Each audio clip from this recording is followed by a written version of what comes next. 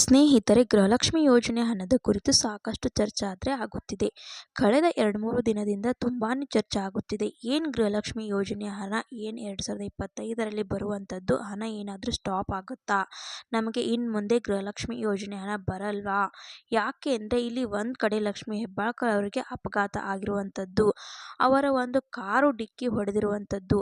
ಸ್ನೇಹಿತರೆ, ಇಲ್ಲಿ ಒಂದು ಕಡೆ ಅಪಘಾತ ಆದರೆ ಆಗಿದೆ, ಇನ್ನೊಂದು ಕಡೆ ಇಲ್ಲಿ ಗೃಹಲಕ್ಷ್ಮಿ ಯೋಜನೆ ಹಣ ಬರುತ್ತಾ ಬರಲ್ವಾ ಅನ್ನುವಂಥದ್ದು ಒಂದು ಚರ್ಚೆಯನ್ನು ನಡೆಯುತ್ತಿರುವಂಥದ್ದು. ಯಾಕಪ್ಪ ಅಂತಂದ್ರೆ ಇಲ್ಲಿ ನಿಮಗೆ ಸಂಕ್ರಾಂತಿ ಹಬ್ಬಕ್ಕೆ ಹಣ ಬರಬೇಕಿತ್ತು, ಇನ್ನು ಹಣ ಜಮಾ ಆಗಿಲ್ಲ. ಈ ಕುರಿತು ಎಲ್ಲ ಒಂದು ಅಪ್ಡೇಟ್ಸ್ ಅನ್ನ ಈ ಒಂದು ವಿಡಿಯೋದಲ್ಲಿ ತಿಳಿಸಿಕೊಡುತ್ತೇನೆ. ವಿಡಿಯೋನ ಸ್ಕಿಪ್ ಮಾಡದೆ ಕೊನೆವರೆಗೂ ನೋಡ್ತಾ ಹೋಗಿ. ಹಾಗೆ ನಮ್ಮ ಚಾನಲ್ನ ಇನ್ನೂ ಯಾರು ಸಬ್ಸ್ಕ್ರೈಬ್ ಮಾಡಿಕೊಂಡಿಲ್ಲ, ಸಬ್ಸ್ಕ್ರೈಬ್ ಮಾಡಿಕೊಂಡು ವಿಡಿಯೋಗೆ ಲೈಕ್ ಕೊಟ್ಬಿಟ್ಟಿನಿ. ವಿಡಿಯೋ ನೋಡೋಕ್ಕೆ ಸ್ಟಾರ್ಟ್ ಮಾಡಿ. ಸ್ನೇಹಿತರೆ, ಇಲ್ಲಿ ಲಕ್ಷ್ಮೀ ಹೆಬ್ಬಾಳ್ಕರ್ ಅವರಿಗೆ ನಡೆದಿರುವ ಅಪಘಾತದ ಕುರಿತು ಇವತ್ತು ಇರುವಂತ ಅಪ್ಡೇಟ್ ಅನ್ನ ನೋಡ್ತಾ ಹೋಗುವುದಾದ್ರೆ, ಸ್ನೇಹಿತರೆ, ಸಚಿವೆ ಲಕ್ಷ್ಮೀ ಹೆಬ್ಬಾಳ್ಕರ್ ಅವರ ಕಾರು ಅಪಘಾತಕ್ಕೆ ಸಂಬಂಧಿಸಿದಂತೆ ಪೊಲೀಸರು ಅಪರಿಚಿತ ಟ್ರಕ್ ಚಾಲಕನ ಮೇಲೆ ದೂರು ದಾಖಲಿಸಿದ್ದಾರೆ. ಮೇಲ್ನೋಟಕ್ಕೆ ನಾಯಿ ಅಡ್ಡ ಬಂದು ಚಾಲಕನ ನಿಯಂತ್ರಣ ತಪ್ಪಿ ಕಾರು ಸರ್ವಿಸ್ ರಸ್ತೆಗೆ ಹೋಗಿ ಮರಕ್ಕೆ ಡಿಕ್ಕಿ ಹೊಡೆದಿದೆ ಎಂದು ಇಲ್ಲಿ ಹೇಳಲಾಗುತ್ತಿದೆ. ಆದರೆ ಪ್ರಸ್ತುತ ನೀಡಿರುವ ದೂರಿನಲ್ಲಿ ಎದುರಿನಿಂದ ಬಂದ ಟ್ರಕ್ ಚಾಲಕನ ತನ್ನ ವಾಹನಕ್ಕೆ ಬಡಿದಿದ್ದರಿಂದ ನಿಯಂತ್ರಣ ತಪ್ಪಿತು ಎಂದು ಚಾಲಕ ಹೇಳಿದ್ದಾನೆ.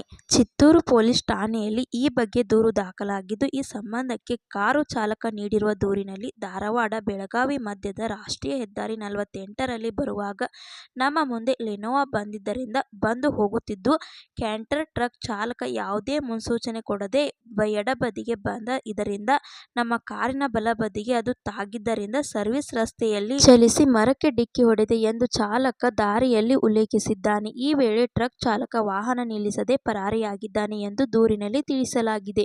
ಸ್ನೇಹಿತರೆ, ಇದು ಆಕ್ಸಿಡೆಂಟ್ ಕುರಿತು ಇರುವಂತ ಅಪ್ಡೇಟ್.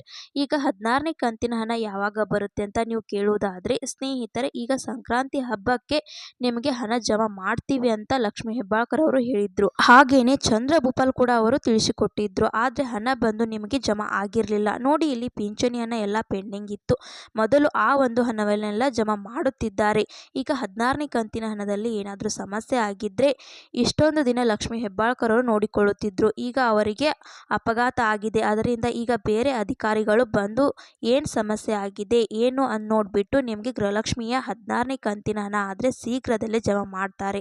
ಸ್ನೇಹಿತರೆ, ಈ ಟೈಮಲ್ಲಿ ನೀವು ಸ್ವಲ್ಪ ವೇಟ್ ಮಾಡಬೇಕಾಗುತ್ತೆ, ತಾಳ್ಮೆಯಿಂದ ಇರಬೇಕಾಗುತ್ತೆ 16ನೇ ಕಂತಿನ ಹಣಕ್ಕಾಗಿ. ಯಾಕೆ ಅಂದರೆ ಈಗ ಲಕ್ಷ್ಮೀ ಹೆಬ್ಬಾಳ್ಕರ್ ಅವರಿಗೆ ಅಪಘಾತ ಆಗಿದೆ.